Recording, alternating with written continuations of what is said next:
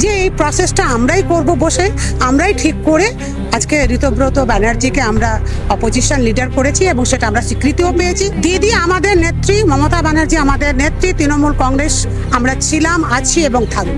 দিদি যখন নাম বলেছিলেন আমরা মেনেও নিয়েছিলাম, কিন্তু একবার দুবার তিনবার সই করেছিলাম। যে সিস্টেমে পার্লামেন্টারি রীতি অনুযায়ী যে সিস্টেমে এটা হওয়া উচিত, বারবার মিস্টেক হয়েছে, সিস্টেম ব্রেক করেছে। এখানে আমার অভিষেক ব্যানার্জির সম্পর্কে কোনো বক্তব্য নেই। আমরা এই প্রসেসের ব্রেক করছিল, বারবার এই প্রসেস ব্রেক করছিল। দিদি আজকে যেটা হলো, আপনারা মানে বিরোধী দলনেতা হিসেবে ঋতব্রত বন্দ্যোপাধ্যায়কে মেনে নিলেন, তো সেটার পরিস্থিতিটা কেন এলো?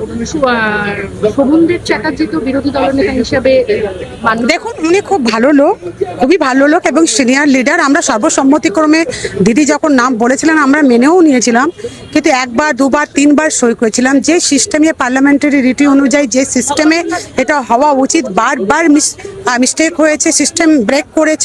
এবং এই ইস্যুকে কেন্দ্র করে আমরা দেখলাম যে একটা সিগনেচার, জাল সিগনেচার করে একটা সিআইডি গঠন হয়ে গেল এবং এমএলএদেরকে মুখোমুখি হতে হলো, যেটা আমাদের এমএলএদের কাছে খুব লেগেছে।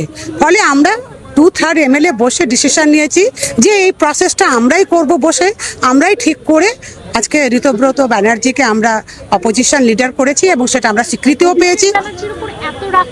না না, এখানে আমার অভিষেক ব্যানার্জির সম্পর্কে কোনো বক্তব্য নেই। আমরা এই প্রসেসের ব্রেক করছিল, বারবার এই প্রসেস ব্রেক করছিল। এর ফলে আমরা এমএলএরা বসে এটাকে আমরা ডিসিশন নিয়েছি। দিদি আমাদের নেত্রী, মমতা ব্যানার্জি আমাদের নেত্রী, তৃণমূল কংগ্রেস আমরা ছিলাম, আছি এবং থাকবো।